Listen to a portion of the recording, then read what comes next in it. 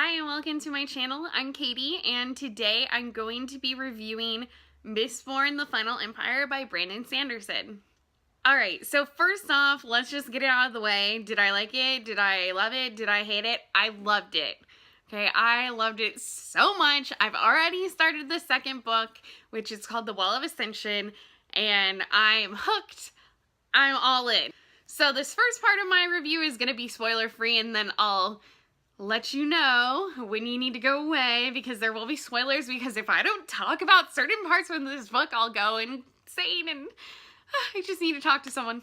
Okay, so if that's random people on YouTube, so be it. I have no problems with that. So firstly, in regards to Brandon Sanderson's world building in Mistborn, in the first Mistborn, I think he does a really amazing job of explaining the magic system and explaining the discrepancies between class and the politics involved. However, I wouldn't say it's the most in-depth world building, especially for a first book, especially compared to the fact that I just I've been reading The Fellowship of the Ring by J.R.R. Tolkien, and oh my god, that world building is insane to the point where I would actually argue boring. So it's not anything super intense like Tolkien, but it's sufficient, I think. It didn't leave a whole lot for me to be like, oh, I really feel like this book should have had more of this. I knew it's a trilogy, so I know I'm gonna have more to get, and I know that it's gonna end up being related to his other series as well, as far as the whole Cosmere universe. So I really like the magic system that Sanderson brings up. There is basically, okay, so it's really important to know that the setting of the world, the bad guy is basically this horrible person called the Lord Ruler, who is basically a god, or they think he's immortal, and basically you have to worship him. He has been in charge for over 1,000 years. Many have tried to kill him and it didn't work. And so that is the setting.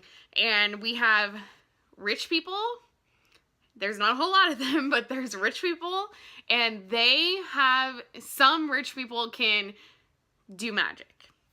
Then you have everybody else, which is basically think of, I'm a history teacher, so I think of ancient Rome, and you have your plebeians, they're the common people are basically all called ska. They can't do magic, they're poor, they pretty much can't rebel because how are you going to fight someone who can do magic? However, just like our presidents did some naughty things with slaves, we have nobility who have sexual relationships with ska, and the rule is they're supposed to kill the women after they do this, but that doesn't always happen. So every once in a while, they would find a Misting or a Mistborn who was ska. Now, there are 10 metals, and basically the magicians can ingest these metals and use each metal for a certain purpose. However, Mistings, they can only access one metal. And then Mistborn can access all of them. I found learning about all the different metals and the things that they did, the unique things that they would do, extremely fascinating. I'm into the second book already, and I'm still just so fascinated. Certain metals you can draw yourself towards it, certain metals you can push yourself away. One metal makes you stronger. One metal can detect actually if there's other people using magic around. The magic is called allomancy. And another one can hide that detection. So there's 10, and it's really fun to learn about. And I also love that the Mistings, the people who can only use one of them, they get nicknames based on what they can use. People who can use 10 helps them, their senses. It puts them on overdrive. So they call people who can use 10 eyes because they could see farther or better and hear better. But I love that they call them 10 eyes. I just that's so funny and clever. So basically the plot of The Final Empire is about a group of ska who come together. Some of them Misting, some of them Mistborn, some of them actually having just like this awesome skill of organization, they come together and their plan is to like take over the empire, like to get rid of the Lord Ruler, basically, to get him out of power. And I just found this plot so intriguing, so fun. I'm a world history person, so anytime you have an empire and like political struggle and all the aspects that go with like how do you make an empire fall, I just found it really cool and fascinating. And they had like all these different facets of ways in which they were fighting, and then you bring the magic into it and it makes like this whole new complicated aspect. So I found it really fascinating. I enjoyed the plot immensely. Then I will say, because some people like this, some people don't, there is a romance, but I wouldn't say it like overshadows. It's not like it's a romance with fantasy. It is a fantasy and there's a little bit of romance. There's a little bit of role playing that reminded me very much of like Regency times in England, and that was fun. Even though you're like rolling your eyes a lot at the people because they're like upper class jerks. But I really thought it was fun. It gave me a little bit of like Jane Austen vibes when people were just like really snooty. Then, I mean, I can't let this review go by without mentioning how much I love the characters. The two main characters I adore so much. And then the side characters, like the crew for the heist, I just loved each one of them. One of them's like very philosophical and always wants to talk about these like philosophical things, and every time he came around I was just like, yes, let's talk about philosophy. Though I'm not talking to him because I'm the reader, but you know you know what I'm saying, right? And then they were just so lovable, and there's a teacher, like a mentor mentee relationship, and I just adore that friendship, that relationship and guidance. And especially as a teacher, again, I just really looked up to the mentor, and I loved the way he went about like teaching and how humorous he could be, and I really just enjoyed it a lot. So this is the point where if you haven't read it and you don't want to be spoiled, please leave. Goodbye, because I don't want to spoil things for you. And basically, I just have one thing that I really need to say, and that is, oh my god, my Kelsier. My Kelsier. Oh my god, my sweet Kelsier. My favorite character. My sweet baby. Like, oh my gosh, I didn't think that was gonna happen. Because I know it's a trilogy, so I was like, oh no way. Like, of course he's not gonna die in the first book. I understand why he had to die. I get it. He had to be, like, he had to sacrifice to, like, get the people to want to rebel, like, to give motivation to the Ska, to, like, kind of be, like, a saint or, like, a sacrifice.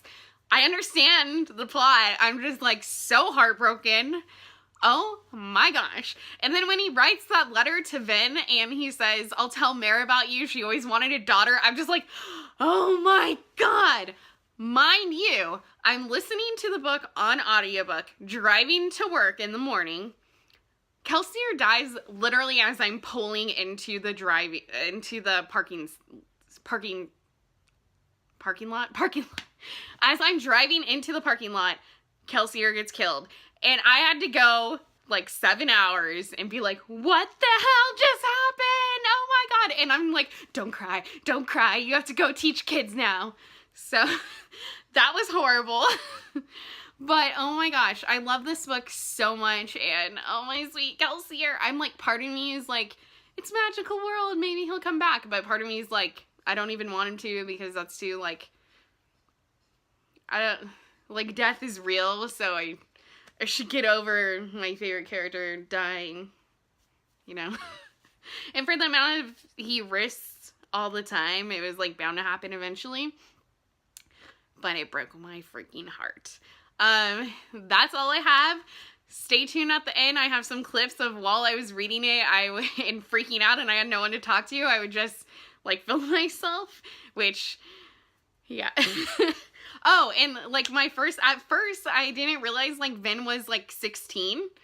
So I thought her and Kelsey are a great chemistry, and I wanted them to like get together, and then I realized she's 16 and he's like 37 or something, and I was like, oh no, it's okay, she can like go flirt with Ellen now.